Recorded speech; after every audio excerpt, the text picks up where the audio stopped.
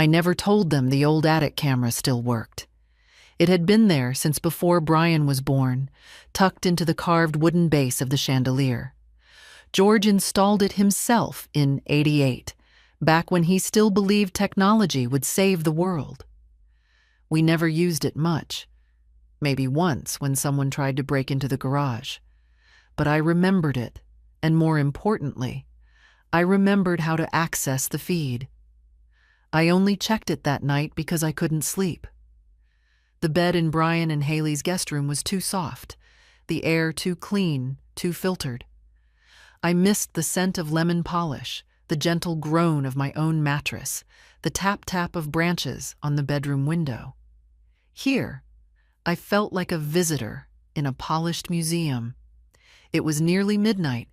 I was sitting in the dark, back against the wall, laptop warming my knees. I clicked the browser link I'd bookmarked months ago. I wasn't expecting anything. Just a bit of comfort, maybe. A glimpse of home. But when the feed loaded and I saw two shadows moving across my old bedroom floor, I couldn't breathe. At first I thought it was a memory, a dream. But the lamp was on. The quilted armchair was gone. Haley sat on the edge of the bed with her arms crossed, her hair pulled into that taut ponytail that gave her headaches, though she'd never admit it. Brian stood beside the dresser, facing her. His voice was hushed, but tense. "Everything's in motion. The appraisal's next week." "Appraisal?" Haley scoffed. "She's still legally the owner, Brian. We need her signature, or the other document." He ran a hand through his hair. "I'm working on it. She's forgetful. It won't be hard to argue diminished capacity. The lawyer's ready to file."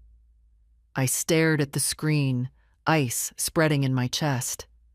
They were talking about my house, the house George and I built with weekend shifts and after-dinner planning. The house where Brian took his first steps, where I cooked Christmas dinners even after my knees started giving out. The house where I still kept George's old toolbox in the hall closet, untouched. And they were selling it. Without me. Haley's voice was sharper now. "If she goes back, we lose everything. She needs to stay here. Long enough for the papers to go through." "She trusts me," Brian muttered. "She'll sign?" The camera didn't have audio, but I could read their faces. I could see everything I needed in the way Haley's lips curled when she smiled. Triumph. That cold, deliberate kind of triumph that left a sour taste in the mouth. I closed the laptop and sat still for a long time. The room around me was silent, save for the faint hum of the air purifier Haley insisted on putting in for my lungs.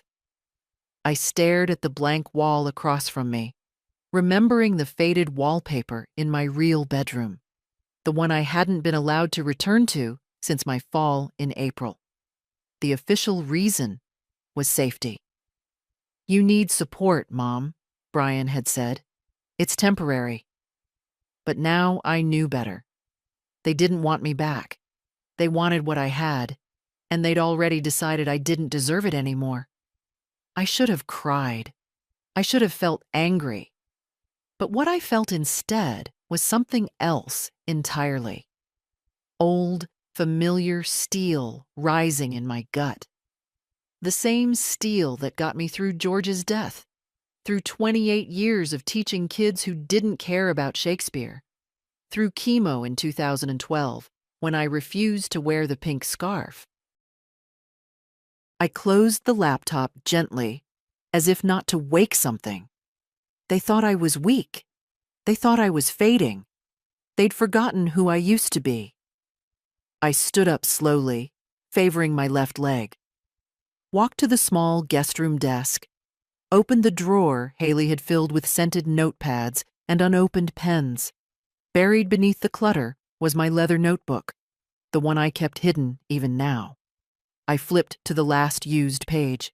My handwriting was shaky, but still mine. June 2nd, 11:57 p.m. Brian and Haley in bedroom, discussing house sale. Mentions of diminished capacity, legal action, no awareness of camera. I underlined no awareness twice. Then I looked up at the mirror across the room. What I saw wasn't a confused old woman. It was someone remembering how to fight. The morning light here was too clean, not like at home, where it filtered through old lace curtains, catching dust in golden beams. Here, everything was white and flat and sterile, the kind of brightness that exposed more than it revealed. I made my way to the kitchen slowly, relying on the cane they'd insisted I use. Not because I needed it, my leg was healing fine, but because Haley said it made people feel better, as if my walking unaided was somehow a threat. Haley was already there, humming tunelessly as she sliced strawberries into a glass bowl. Her hair was immaculate, makeup on by 7. I often wondered who she was performing for in this house, where the only audience was her teenage son and an old woman she clearly resented. "Morning, Jeanette," she said, without turning. "I set out the pill box for you. Don't forget your blood pressure meds this time." "I haven't forgotten them in 20 years," I replied, settling into the chair nearest the window. She said, in that way that wasn't agreement, but also wasn't worth arguing with. I didn't mention that she'd changed my dosage without asking, or that she'd moved the container from my room to the kitchen last week, for easier monitoring. I just watched her hands, perfectly manicured, never still. Brian joined us a few minutes later. He kissed his wife's cheek and gave me a distracted nod. "Sleep okay, Mom?" I looked at him for a long second. Not especially. He didn't ask why. That was the game we played here. Polite questions with no intention behind them. Concern wrapped in bubble wrap, all form, no substance. "I was thinking," he said, pouring coffee into the travel mug I gave him last Christmas, the one he claimed to love and hadn't touched until now.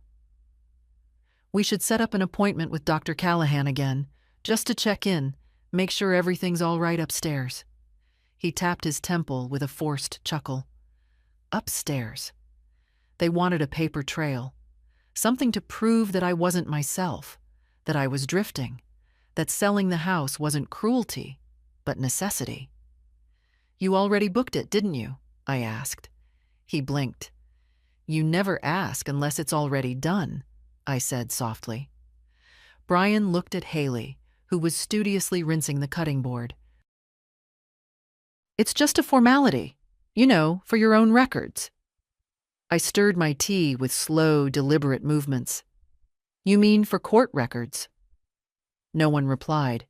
The silence held, taut as a clothesline in winter. Then Haley clapped her hands lightly. "Anyway, don't forget, Jeanette. Eddie has a big test this week. He might need some quiet time in the evenings, so maybe no late-night TV." I nodded once. Eddie, the only one in this house who still looked at me like I was more than furniture. He wasn't home this morning, probably already at school or locked away in his room, preparing. He never said much, but his eyes always held questions he didn't dare ask. Brian left for work.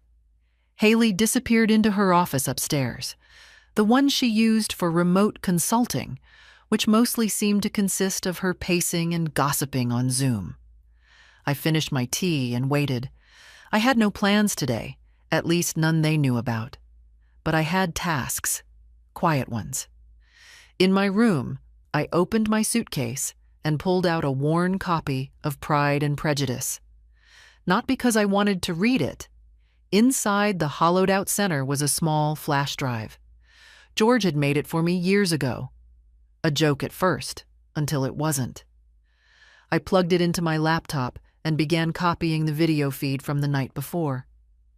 Every frame, every shadowed smirk, every word Brian mouthed as he paced my bedroom floor.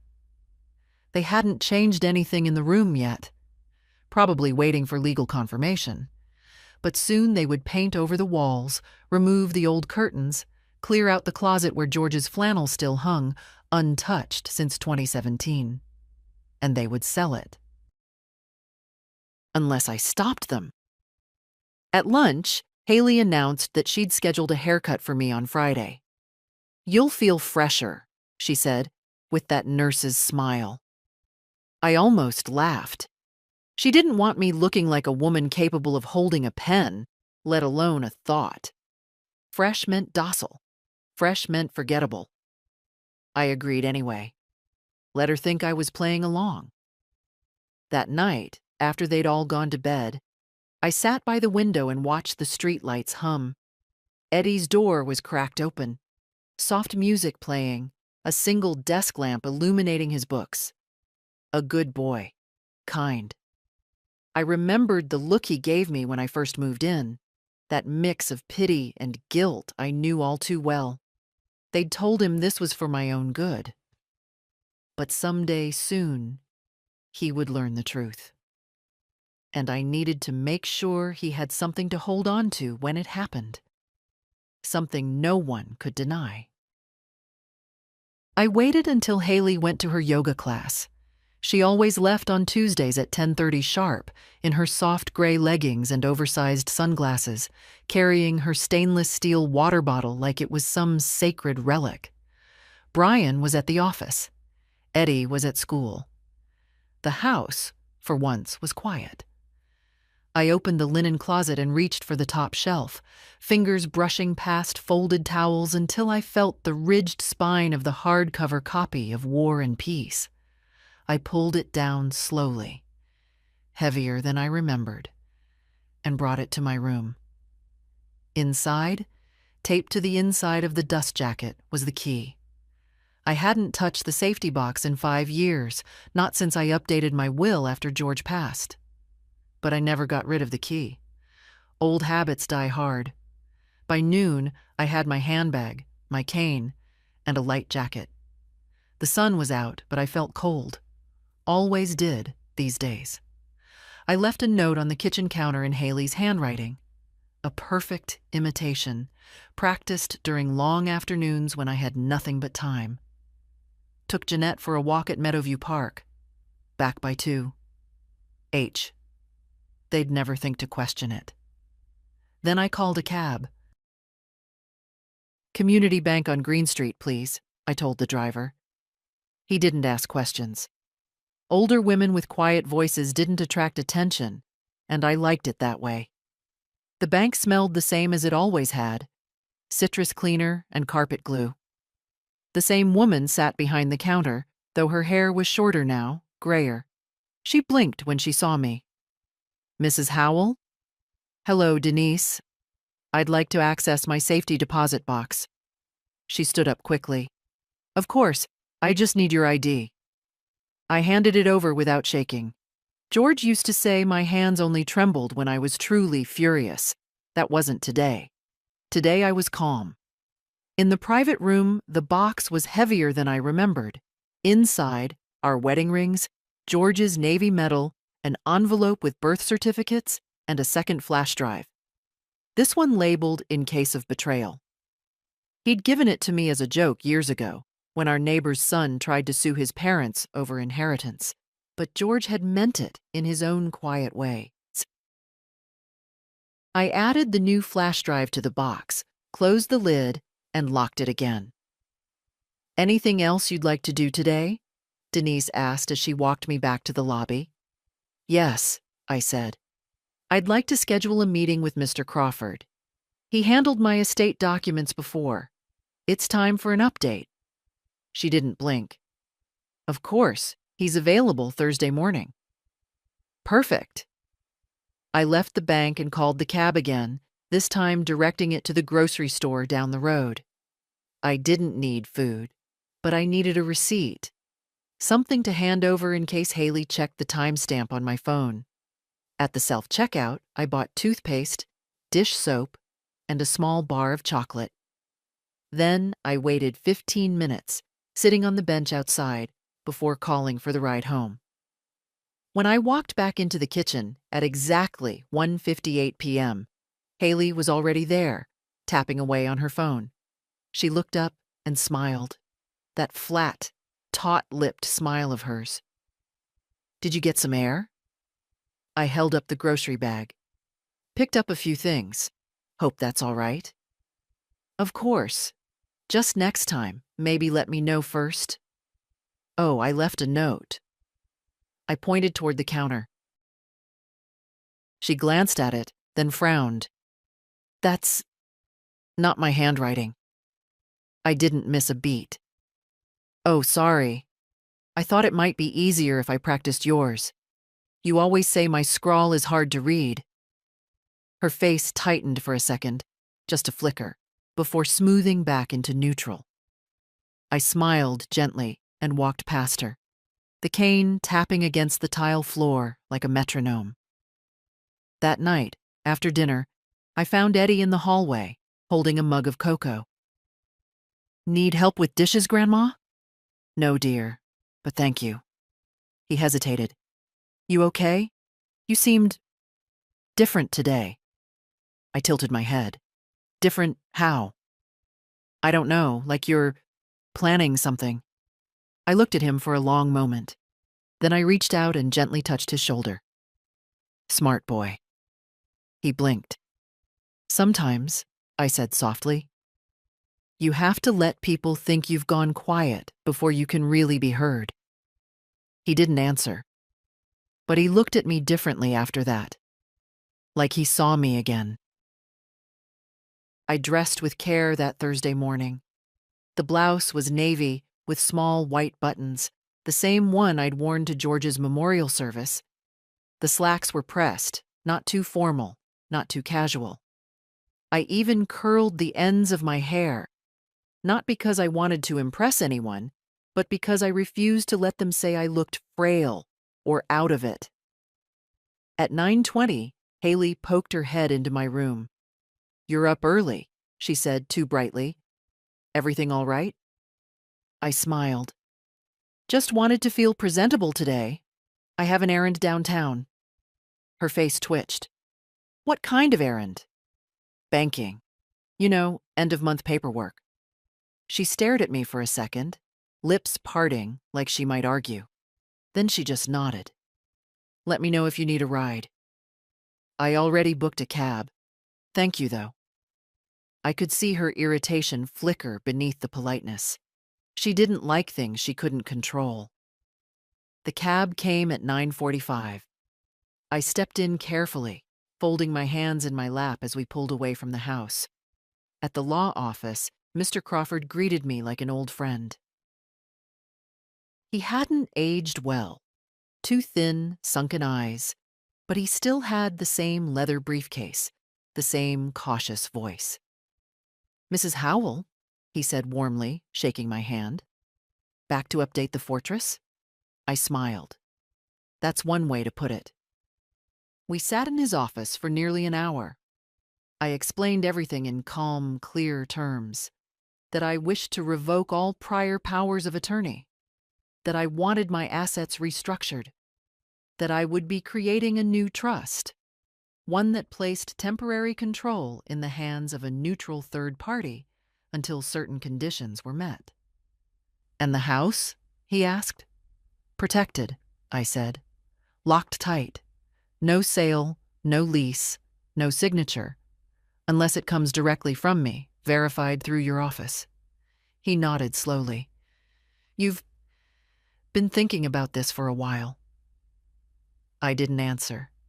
I didn't need to. He prepared the paperwork. I read every line. I signed without hesitation. When we were done, he leaned back and regarded me carefully. "Jeanette, if you don't mind my asking, is someone pressuring you?" I gave him the kindest smile I could manage. "Nothing I can't handle, but I appreciate the concern." He hesitated again, then handed me a folder. "This contains everything. Originals are locked here. If anything happens, you call me directly." I took it, tucked it neatly into my bag. On the way out, I paused in the hallway, looking out through the tall glass windows onto the street. Cars passed. People hurried along the sidewalks. No one looked twice at the older woman with the steady cane and the navy blouse. That was fine. Let them keep underestimating me. By the time I returned home, Haley was in the kitchen again, laptop open, her phone on speaker beside it. "But I thought the appraiser was coming Monday," she said to someone, before muting quickly as I walked in. She looked up, smile immediate and tight. "Everything okay?" "Perfectly," I said, setting the grocery bag on the counter. I'd bought a carton of eggs and a lemon just to make the story tidy. "You were gone a while. Long lines? Banks aren't what they used to be." She didn't ask more, but I saw the way her eyes flicked to my bag. The folder was inside, disguised in an envelope labeled prescriptions. That evening, Brian came home earlier than usual. His mood was sour, his shirt untucked. They argued in hushed tones behind the closed office door. I caught only pieces. "She's not signing anything. Not until we get that evaluation." Eddie's starting to ask questions. I smiled into my cup of tea and took another slow sip. Eddie passed through the room an hour later, backpack slung low. "Heading to the library," he said. "Good boy," I nodded. "Be safe." He hesitated. "You look different this week." I looked at him carefully. "Do I?" He nodded. "Like you're carrying something." "I am," I said softly. "My name, my house, my life." He frowned, but before he could speak, I stood up and gently patted his shoulder. "Don't worry, dear. I'm not as tired as they think I am." And I wasn't. Not anymore. Eddie found me on the porch Saturday morning, sitting with my hands wrapped around a cup of coffee that had long since gone cold. The air was crisp, that rare kind of coolness September gives you before it remembers summer's not quite done. He sat beside me, without a word, legs sprawled, hoodie sleeves pulled over his hands like he used to do when he was 10. I waited. He was never one to rush. "You were right," he said eventually, staring out at the street. I didn't ask what he meant. I just looked at him, and he added quietly, "They're hiding something." I nodded once. "I know." Eddie shifted. "Last night, I came downstairs to get a snack. The office door was open just a crack. I heard Mom talking to someone on speakerphone, a real estate agent. She was giving details about the house. Our house. Yours." I didn't react. I couldn't afford to. Not yet. "She said the paperwork was almost ready," he continued, voice flat. "That they just needed final consent from the owner, but that wouldn't be a problem." "She's mistaken," I said softly. Eddie turned toward me. "What are they doing?" "Trying to sell something that doesn't belong to them. Something they think I won't protect because I'm old or tired or confused." His eyes searched mine, like he was trying to measure the strength behind my calm. "Are you going to let them?" I smiled. "What do you think?" He looked down. "I think you're a lot sharper than they give you credit for." That made me laugh. A short, dry sound I hadn't heard from myself in weeks. "That's always been the secret. Let them talk over you long enough and they'll show you exactly where the cracks are." Eddie hesitated again, then leaned forward, elbows on knees. "What can I do?" I reached out, touched his wrist gently. "Right now? Nothing. Just keep your ears open and your heart steady." He nodded slowly. Inside, I could hear the familiar clatter of Haley moving through the kitchen, her precise footsteps, the opening and closing of drawers she'd reorganized without asking. There wasn't a corner of this house she hadn't claimed, except me. That afternoon, while Brian watched football and Haley worked in her office, I went back to my room and opened my laptop. The camera feed still functioned. I watched the bedroom, empty now, and imagined the memory of their conversation floating in the dust. I started a new document, labeled it Sequence B, Intent to Defraud. I logged everything Eddie had told me, the conversation, the timeline, even the words he used. Truth doesn't have to shout, George used to say. It just has to keep records.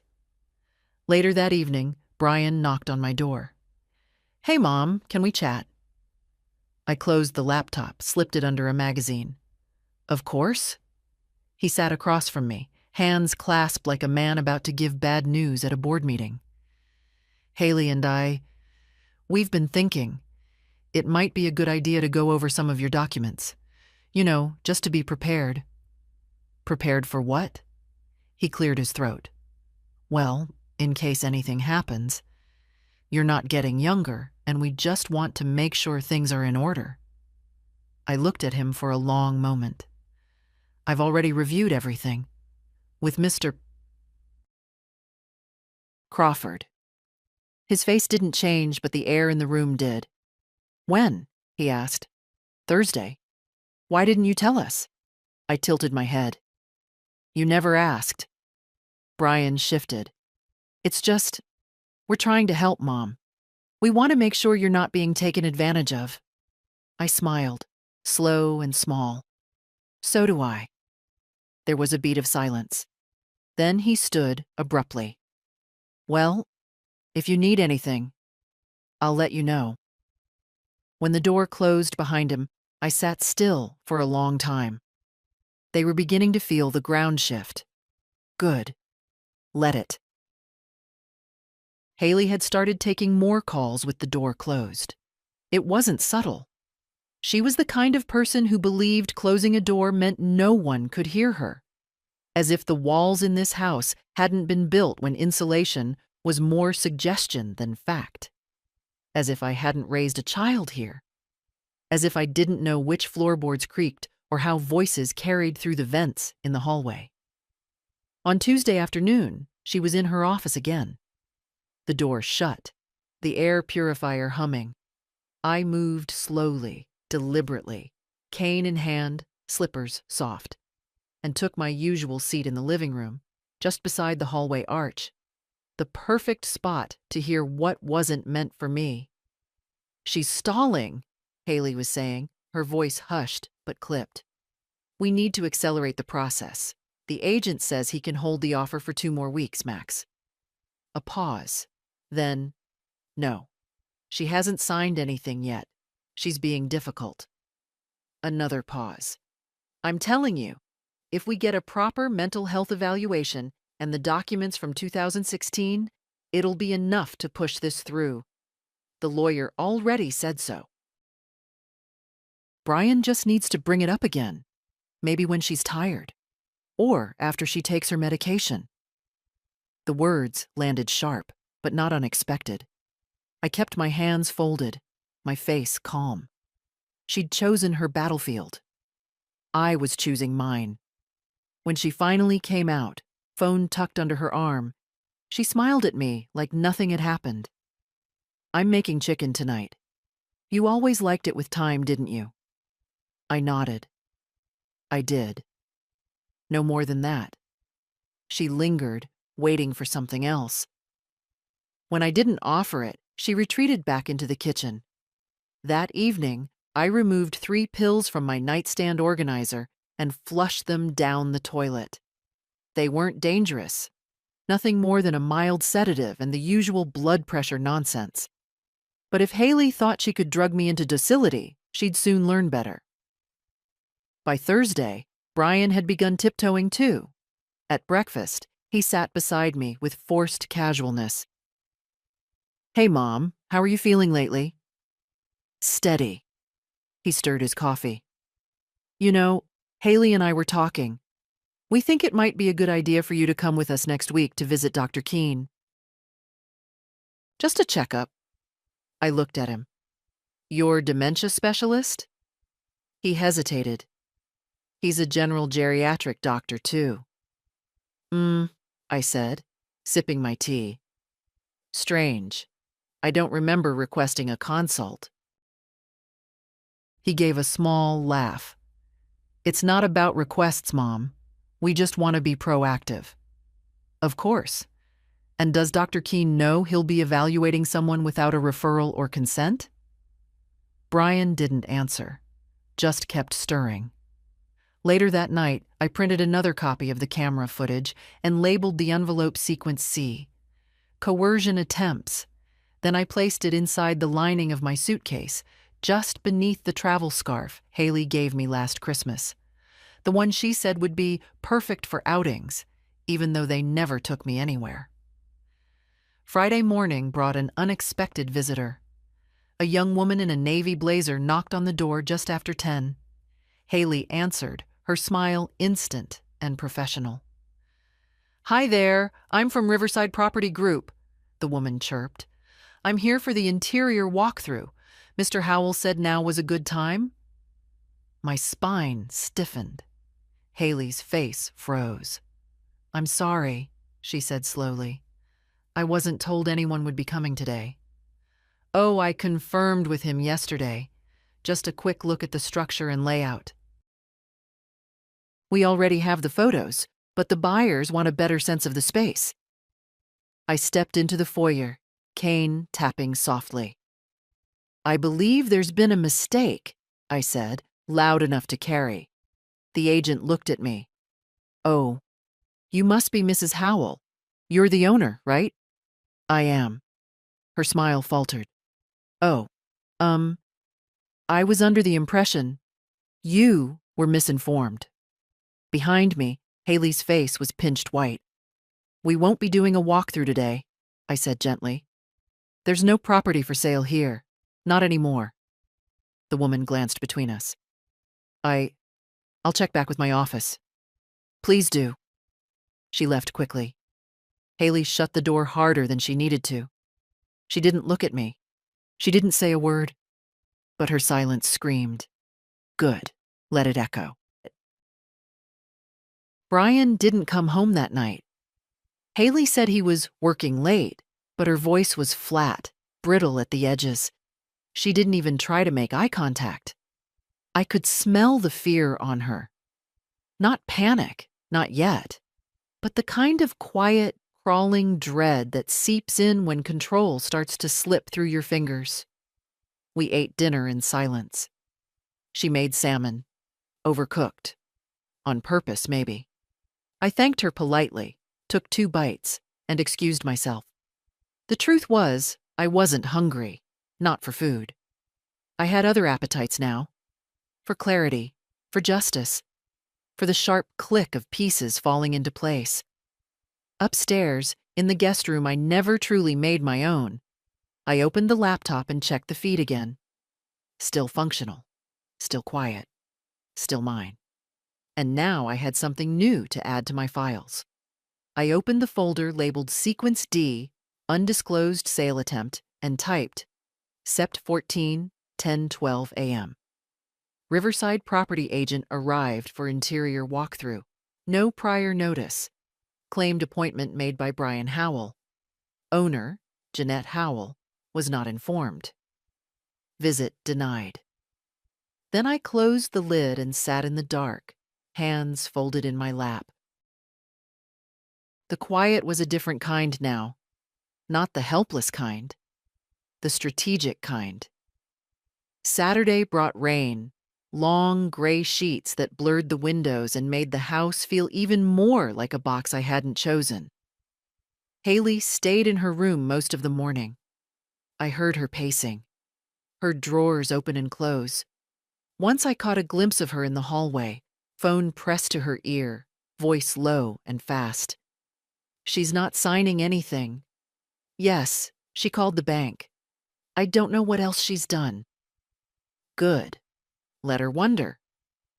Eddie came home just after lunch, backpack soaked, hair damp. He dropped his shoes in the mudroom and walked straight into the kitchen where I was slicing an apple. "Grandma," he said, his voice careful, "I need to ask you something." I nodded. "Go on?" He pulled out his phone and placed it on the table. The screen showed a message, a screenshot, a text from his father. Keep an eye on her. If she slips up, records anything weird, let me know. She might not be stable. Eddie looked at me, jaw tight. He sent that to me last night. I don't think he meant for me to see it. I took a breath.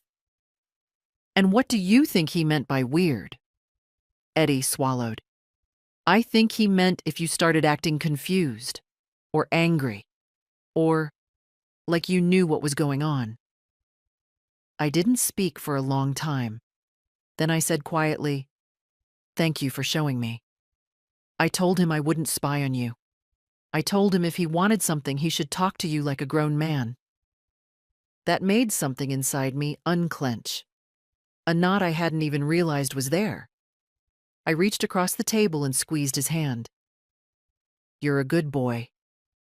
Eddie looked down. They think I don't notice anything, but I do. I've seen how they treat you, like you're a guest in your own life. I nodded. That's exactly what I am, but I don't understand. Why would they do all this? What do they even get out of it? I didn't want to tell him, but he was old enough. They want the house, I said. The value of it. The land. They think they can sell it while I'm here, and once it's gone, I won't have the means to fight. Eddie sat back. That's disgusting. Yes, I said calmly. It is. He was quiet for a long time. Then, can I help? You already are. That night, I added another entry to the file. Set 15, 1:47 p.m. Screenshot of text from Brian Howell to Edward Howell requesting surveillance and psychological monitoring of Jeanette Howell without consent. I printed it, labeled it, filed it, and went to bed with the quiet satisfaction of someone who knows exactly where this is heading. I visited the notary on Monday, alone. The office was in an aging strip mall between a shoe repair shop and a shuttered bakery, the kind of place no one under 40 notices unless they're getting a document notarized or contesting a will. Just the way I liked it, quiet, unremarkable, forgettable. Mr. Aldridge still wore the same corduroy blazer he did 10 years ago and still offered stale peppermints from the ceramic dish on his desk. "Well, Mrs. Howell," he said, adjusting his glasses, "what brings you to my side of town?" I pulled the envelope from my bag. I need to officially rescind all prior authorizations given to Brian Howell. Durable power of attorney, medical proxy, financial representation. Everything. He blinked once. Understood. And I'd like it certified and documented in your ledger today. He nodded slowly. Of course. I'll also file a revocation notice with the county and send copies to your bank, your attorney, and your health provider. Any additional recipients? One. I handed him a card with Brian's office address. Let him receive it where it counts. Mr. Aldridge didn't comment, just reached for a pen. And I added, I'd like to update my emergency contact. He looked up. To whom? I smiled. My grandson, Edward Howell. We filled out the forms in silence. I signed each page deliberately, my handwriting slow but steady. No shaking today, no hesitation. Afterward, he walked me to the door. If there's anything else, you know where to find me.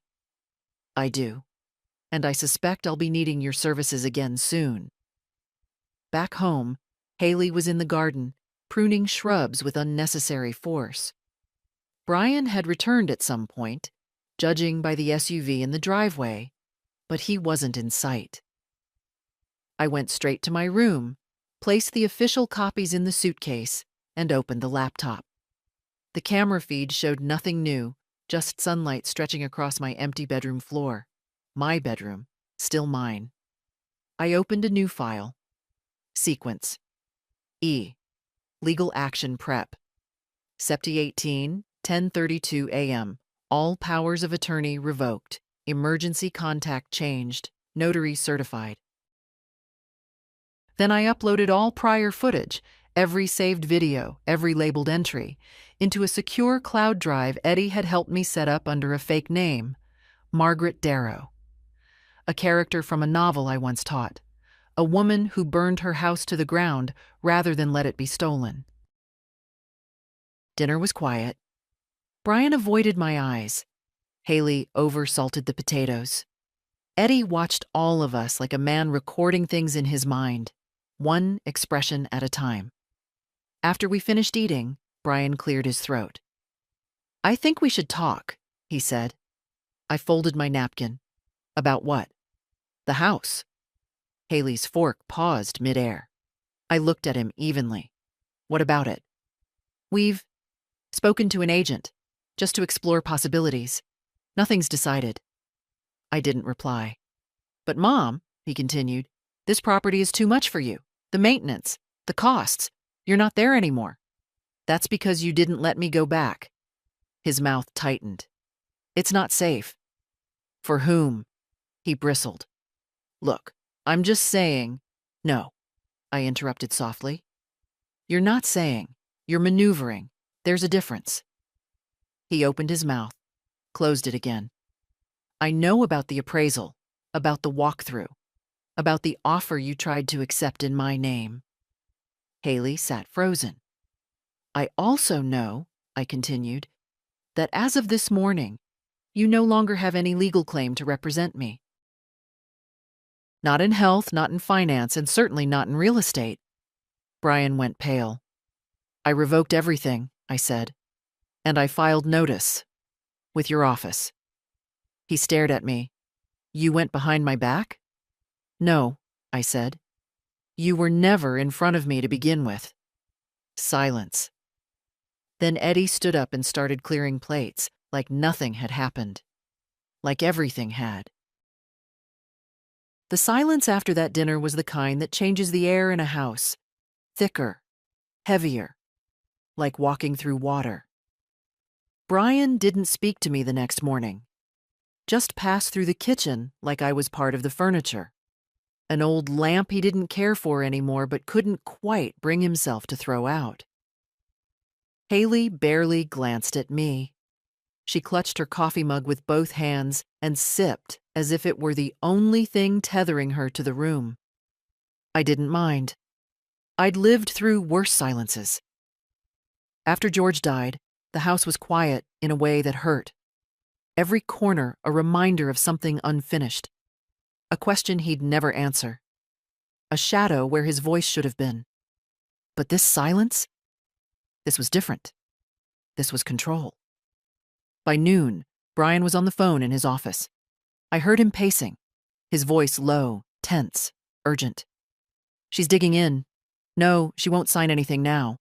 Yes, she lawyered up. Her old estate guy, Crawford. I know. I didn't think she still had it in her either." I smiled at that. Then came the part I expected. "What about medical capacity?" "If we push for a psych eval and there's anything borderline, it could open a window." So that's where they were heading. Not financial coercion anymore.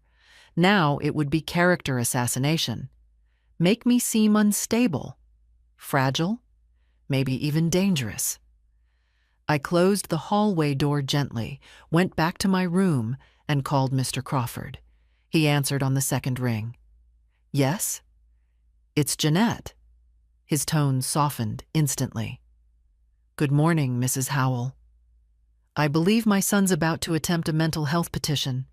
I'd like to preempt that." Silence for a moment. Then, "What do you want to do?" "I'd like a statement on record from my primary care physician. Something concise, signed, dated, confirming full cognitive capacity as of this week." "Smart," he said. "Send me the name. I'll reach out myself." I gave it to him, then added, "Also, have your assistant draft a cease and desist letter addressed to Brian Howell and Haley Howell regarding interference, harassment, and unauthorized attempts at fiduciary action." You want it formal? Stone cold. He chuckled softly. Understood. The letter arrived 2 days later. Crawford didn't just send it to their home. He sent it certified to Brian's office and emailed a PDF copy to Haley's consulting firm inbox. Eddie handed me his phone that afternoon with wide eyes. They're freaking out. I read the messages in silence. B. Did you know she had a lawyer? H. She's making us look abusive? B. You tried to sell the house? H. She wasn't using it. B. That doesn't matter anymore. She's boxed us in. Yes. Yes, I had. That evening, Haley tried to speak to me. Jeanette, she said, hovering in the doorway, we may have misunderstood each other. I know things have gotten tense. I looked at her calmly. She tried to smile. But maybe we could still talk through everything. Maybe it doesn't have to get ugly. It already did, I said. You just didn't expect me to notice. She swallowed hard. We were trying to help. No, I said. You were trying to help yourselves. Her face changed. Brittle, then sharp, then blank. She didn't speak again. And for the first time since I moved into this house, she didn't walk into the kitchen the next morning. The silence this time wasn't heavy. It was clean. Like something had finally broken open. Brian didn't come home for 3 days. He sent texts to Eddie. Short ones. Don't engage. Stay calm. It's temporary. But not a word to me. On Thursday, Haley packed 2 suitcases and moved into the guest room. She didn't say why, and I didn't ask. The silence between us had solidified into something permanent. Not anger, not even resentment. Just recognition. She knew it was over. She just hadn't figured out what that meant for her yet. I still made my tea every morning. Still folded the dish towels the way I liked. Still sat in the sunniest corner of the porch when the weather allowed. But now, every movement felt freer. My steps lighter. Even the cane didn't drag anymore. It tapped. Like punctuation. Eddie and I ate dinner alone that night. I made grilled cheese. He brought lemonade. We didn't talk about Brian, or Haley, or the house. We just sat like people do when the war's not quite over. But the worst battles have been won. He cleared the dishes without being asked, then lingered in the kitchen doorway. Grandma? Yes? When this is all done, are you going back? I looked up. To the house? He nodded. You said it was still yours, still safe. It is. He hesitated. Can I help? I smiled. You already are. That night, I pulled out the leather notebook again. I hadn't touched it in a few days. I flipped to a fresh page. Sept 28, 9:34 p.m. Haley moved into guest room. Brian absent. No verbal contact initiated since cease and desist. No retaliation yet. Legal position holding. Emotional temperature. Steady. I stared at that last line for a moment, then added one more word. Alive. The next morning, a letter arrived. Certified. From my bank. I opened it slowly, fingers steady. It was confirmation of final account restructuring. My investments, my trusts, the deed, all now fully out of reach of Brian, Haley, or any representatives. I folded the paper neatly, walked to my suitcase, and tucked it in next to the others. Then I pulled out a smaller envelope, already addressed, already sealed. I handed it to Eddie after lunch. Can you drop this at the post office? He looked at it. What is it? Just something I should have sent a long time ago. He raised an eyebrow. You don't want to tell me? I smiled. You'll find out soon enough. He grinned, tucked it in his hoodie pocket, and left. What I didn't tell him was that inside that envelope was a copy of all the footage, The logs, the emails, everything. Sent to George's cousin upstate, a lawyer, the only other person I trusted, a backup, just in case. By sunset, the house felt quiet again, but not the suffocating kind of quiet. The clear kind, like something had been drained out of the walls, something toxic, invisible, and heavy. Eddie came back with a small paper bag. "I picked up some of those lemon candies you like," he said, sheepish. "They only had the sour ones, but—" I took one and unwrapped it. "Thank you, sweetheart." We sat together on the porch again. The wind tugged at the trees. Somewhere a dog barked. "Do you think they'll stop?" he asked. "Your parents?" He nodded. "No," I said. "But I don't need them to." He was quiet a moment, then said, "You're not scared, are you?" I thought about that. "No," I said finally. "They took enough from me. I won't let them take fear too." Brian came back on Sunday. He didn't knock, didn't call ahead. Just walked in at 10:42 a.m. like it was still his house, like his absence had never happened.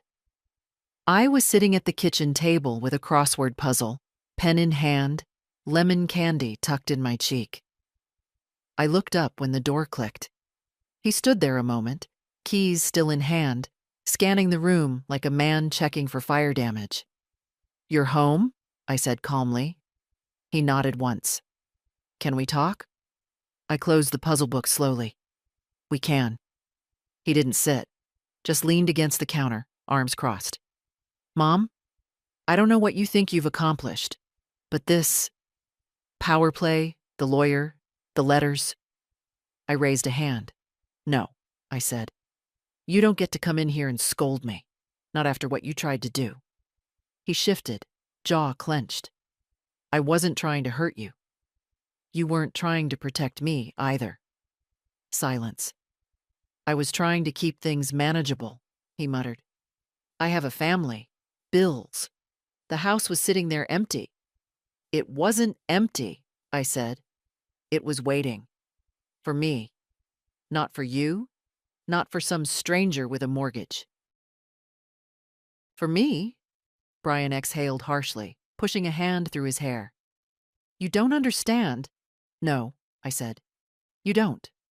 He looked at me then, really looked. And I saw something break in his expression. Not guilt, not regret. Something smaller, duller. Like a man realizing the safe he spent weeks trying to crack was already open and empty. "I've rescinded everything," I said. "You know that. You can't act for me anymore. Not legally, not financially, not medically." "I know. There's no sale," I added. "There never will be. Not without my signature. And I won't be giving it." He didn't argue. He just stood there. Then, finally, he asked, "What now?" "You mean, do I forgive you?" He nodded, barely. I folded my hands in my lap. "Forgiveness isn't what you need. What you need is a conscience." He flinched. I stood slowly, the cane steady in my hand. Walked to the hallway, took a thin folder from the drawer, and placed it on the table in front of him. "What's this?" "Copies," I said. "Of everything you did. Everything you said. Every email. Every call. Every step." His fingers hovered above it. "You're threatening me?" "No," I said. "I'm freeing you." He looked at me, confused. "You don't have to lie anymore," I said. "Not to me, not to yourself, not to Eddie." He winced at the name. "You can go on pretending this was all some misunderstanding, or you can sit with what you did and grow the hell up." He didn't pick up the folder. He just left it there. After a moment, he stepped back, eyes lowered. "You win," he said. I shook my head. "No, Brian. I just stopped losing." And I went back to my puzzle. Eddie heard everything. He didn't mean to, or maybe he did. Teenagers have a way of being exactly where they shouldn't, quietly enough that even the floorboards don't betray them. I found him later on the back porch, sitting cross-legged on the swing, staring out into the garden like the roses might answer for what his parents had done. I sat beside him without speaking. The swing creaked once under my weight, then settled. "You told him the truth," he said finally. "I did." Eddie nodded, slow and tight. "I didn't think you would." "I didn't want to," I said. "But I had to." He rubbed his hands together. "He's my dad." "I know. I don't want to hate him. I don't want you to either." He turned to look at me. His face raw in that way only young men allow themselves to be when they're still half boy. "But I do." I reached out and smoothed the hair from his forehead, like I used to when he was small and had nightmares about the basement.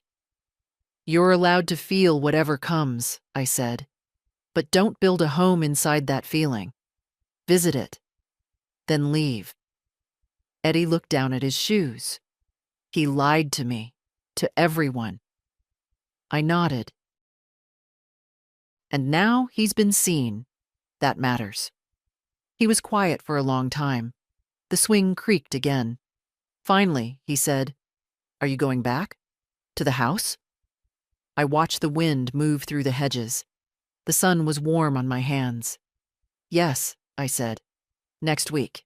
It's time." "Can I help you pack?" I smiled. "You can drive me." He blinked. "Seriously? You've had your license for 6 months and haven't backed into the mailbox once. That's better than most people." He grinned, the first real one I'd seen in days. "You sure?" "I am." He looked back out at the yard. "It'll be weird without you here." I looked at him. "You'll be all right." He nodded. "I think I will." That evening, Haley returned to the kitchen for the first time since the folder. She didn't speak, just pulled out a pan and started making scrambled eggs like it was any other night. No eye contact, no apology.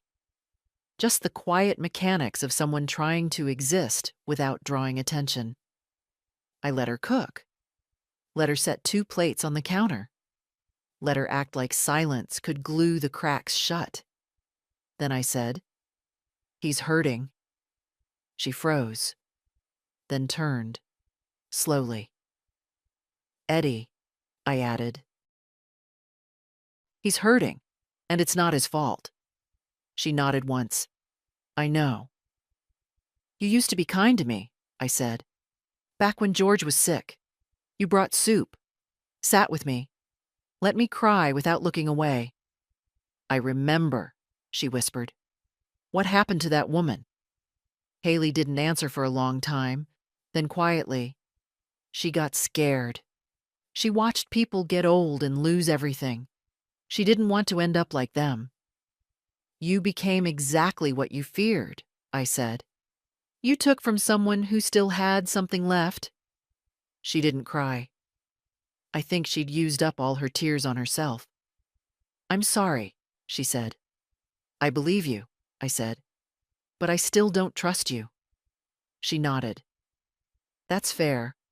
I left the eggs on the counter, went to my room, packed 2 more shirts, folded my nightgown, opened the drawer and took out the photo of George by the lake, 27 years old and shirtless, holding a trout like a trophy. Slipped it into my suitcase. We were almost ready. I didn't sleep the night before we left. Not because I was anxious, not really. It was something else. A kind of quiet alertness. Like my body knew something sacred was about to return to me and didn't want to miss its arrival by sleeping through it. Eddie came to my door at 7 sharp, car keys in hand, eyes still puffy from sleep. "You sure about this?" he asked. I looked at him over the rim of my coffee cup. "More sure than I've been about anything in years." He took the suitcase without another word. Haley didn't come downstairs. I didn't expect her to. We'd said all we needed to say, and maybe more. She'd tried to apologize again last night, a few broken sentences in the hallway, something about fear and pressure and being young. But I stopped her. "Don't explain," I said. "Just stop." She had. Brian hadn't returned since our last conversation. Whether that was guilt, cowardice, or strategy, I didn't care. His absence was its own kind of confession. We pulled out of the driveway just before 8. I didn't look back. The highway was quiet. Eddie kept the radio off. I think he understood what kind of moment this was, how even silence can feel like ceremony. Halfway there, he asked, "What are you going to do when you get back?" "Open the windows," I said. "Let the dust out. Make tea in my own kitchen." He smiled. "That sounds small." "It is," I said. "Small is what they tried to take from me." We pulled into the driveway just after 10. The house was exactly as I remembered it. White trim still flaking in one corner. The porch swing swaying a little, even though there was no breeze. The curtains I'd sewn myself hanging unevenly in the front window. I didn't cry. I expected to, maybe even feared it. But the tears didn't come. What came instead was a kind of anchoring, like I'd stepped back into my bones after living outside them too long. Eddie helped me to the front door. I took out the key from my coat pocket. The original one. The brass one George had cut himself at the hardware store with the little chipped corner. It still fit. Still turned smooth. Inside, the air was musty, but not unfriendly. Like a room that had simply been waiting to be noticed again. I walked through the house slowly, touched the edge of the dining table, ran a hand over the banister, opened the hall closet, George's flannel jacket still hanging there, faintly smelling of cedar. "This place is—" Eddie trailed off. "Mine," I finished. He nodded. We set the suitcase down in the bedroom. The same one they'd stood in weeks ago, whispering about appraisals and diminished capacity. I stood in that same spot now, alone, upright, intact, and I breathed. God, I breathed. We stayed the night. Eddie on the pull-out couch in the living room, me in my own bed for the first time in 6 months. The mattress was firmer than I remembered. My body had softened in places it hadn't meant to. But I didn't mind. I lay in the dark and listened to the house exhale around me. Not haunted, just quiet, just mine. In the morning, I made oatmeal and burned the first batch. Eddie ate it anyway. "It tastes like freedom," he said, through a mouthful, grinning. I laughed. I couldn't remember the last time I'd laughed in my own kitchen. That afternoon, the mail came. Among the usual envelopes, insurance offers, catalogs, one belated birthday card, was a thick manila envelope. Return address, Crawford and Associates. Inside, the final copy of the new deed structure, trust certificate, amended will, executor appointment. All signed, sealed, bulletproof. And on top of it all, a simple letter. "Jeanette, I've seen a lot of families, a lot of greed, a lot of damage. But what you've done, quietly, steadily, without fanfare, it reminds me what dignity looks like. You're safe now, officially, irrevocably. Keep breathing. R. Crawford." I folded the letter carefully and slipped it into the drawer beside the stove. Later that evening, I stood on the porch with a blanket over my shoulders and a cup of tea in my hand, watching the last light sink behind the trees. Eddie came out and leaned on the railing beside me. "Do you think they'll come here?" "I don't know," I said. "Would you let them in?" "No." He nodded. "Good. The crickets were starting up in the yard. Somewhere, a dog barked. And for the first time in a long, long time, I didn't feel like I was waiting for anything anymore. The days passed in quiet patterns. I woke early, swept the kitchen floor, read the newspaper even when the news made me sigh. I folded towels the way I liked, not the way Haley did. I watered the begonias, though most of them were half dead. They'd come back if I stayed consistent. So would I. Eddie drove back to the city on Wednesday. College was starting soon, and he had books to buy, forms to fill. He stood on the porch, backpack slung over one shoulder, hesitant in a way that didn't match his age. "You'll be okay?" he asked. "I've been okay longer than you've been alive," I said. He smiled, but his eyes stayed serious. "I meant, if they come back." "They might," I said, "but the door will stay locked." He nodded. "You'll call me?" "If you stop by once a week, I won't have to." He laughed at that, hugged me tight. Then he was gone, his car rolling down the gravel driveway and out of sight. I didn't cry, not because I wasn't moved, but because his leaving didn't feel like loss. It felt like balance, like the pendulum had finally swung the other way. That evening, I found the folder again. The one I'd shown Brian, the one he never touched. It was still thick with paper, with proof, with names and dates and quotes. I flipped through it slowly, remembering each entry. I thought about burning it, letting the fire eat the facts, now that I no longer needed them, letting the past go up in smoke, the way people say healing looks. But then I closed it, put it back in the drawer. Healing doesn't mean erasing. It means carrying better. On Friday, I received a letter, handwritten, Haley's script. She didn't beg, didn't accuse, just said she was sorry again. Said Brian had moved in with his sister for a while. Said she wasn't sure where things had gone wrong. The words were cautious, carefully weighed, afraid of setting off another fuse. At the bottom, she'd written, "You were never weak. I just convinced myself you were." I folded the letter, left it on the counter, didn't respond. Some things don't need an answer. They just need time to echo. I started sleeping with the window open again. There's a sound the trees make here, that soft rustling that only happens late, after the heat has dropped and the crickets are loud. I used to think it was the wind. Now I think it might be something else. Something older. A house remembering you. I stood at the back door one night, barefoot, tea in hand, and whispered into the dark, "I'm still here."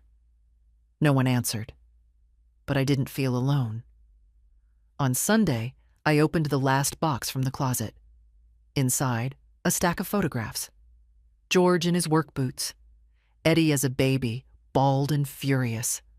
Brian, age 11, clutching a baseball glove and grinning like the world hadn't started to harden yet. At the bottom, a photo I hadn't seen in years.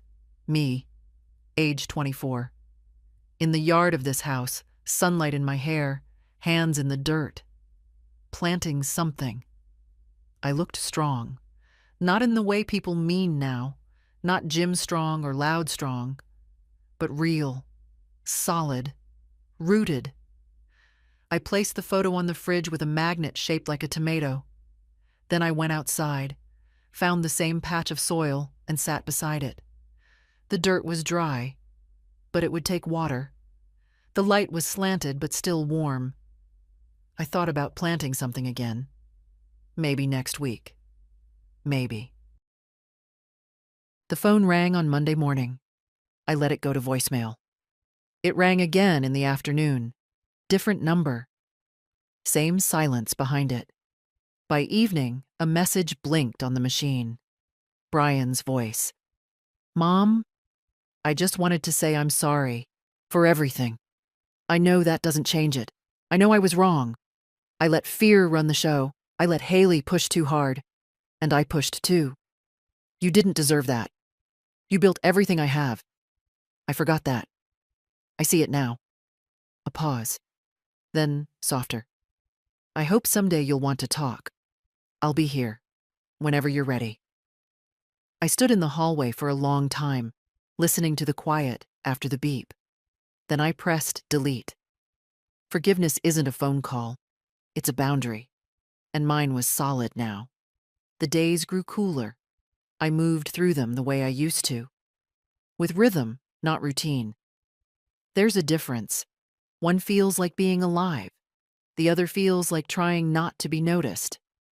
I baked again. Small things. Bread that cracked at the edges. Cookies Eddie liked when he was little. A pie that sank slightly in the middle but tasted like fall.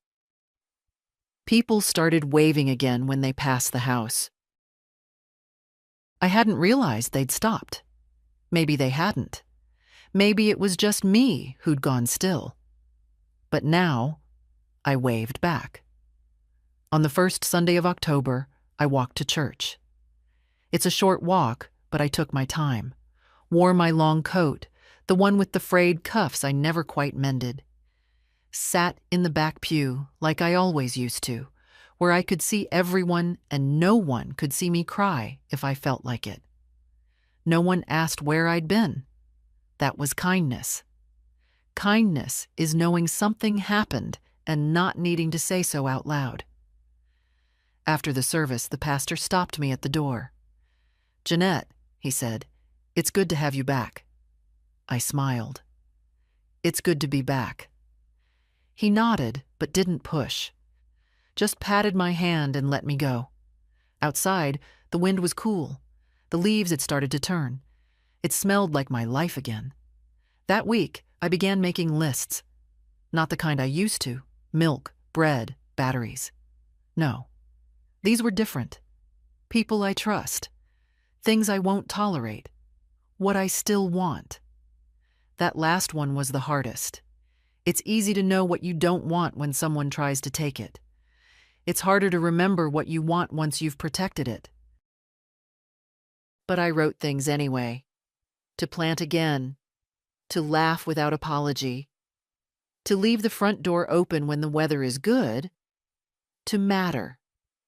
And under that, in smaller print. To be loved without being managed. Haley wrote once more. A longer letter this time. She said she was seeing someone. A therapist. Said she was trying to figure out when she'd started confusing control with care. Said she hoped Eddie wouldn't grow up afraid of softness, the way she had. She didn't ask me to write back. That was wise. Some things you leave in the past, not because they didn't matter, but because they can't follow you where you're going. I saw Eddie again last weekend. He pulled into the driveway in a car I didn't recognize. Older, boxy, probably borrowed. He had a basket with him, full of food. Leftovers, he said, from a cooking club he joined. "You joined a cooking club?" I teased. He shrugged. "Girls like guys who know what a mandolin is." We sat on the porch, ate from mismatched containers, pasta, roasted vegetables, some chocolate thing I pretended wasn't too sweet. He watched me for a while, then said, "You look taller." I smiled. Maybe I stopped bending. He nodded, but he was still watching me. "You're not mad at them anymore, are you?" "I'm not carrying them anymore," I said. "That's different." He leaned back, satisfied. We sat like that until the sun dipped and the porch light came on. I gave him leftovers in a paper bag. He kissed the top of my head and said, "I'm proud of you." And I believed him. For the first time in a long time, I believed it. This morning, I took the last photograph off the fridge and moved it to the hallway. Hung it between the coat hooks. Me, age 24. planting something. I looked at it, then at the window. The light was just right. So I pulled on my gloves, went out to the yard, knelt in the dirt, started again, quietly, fully, as myself. If this story touched you, share it. Someone else out there might need reminding. You're not done yet.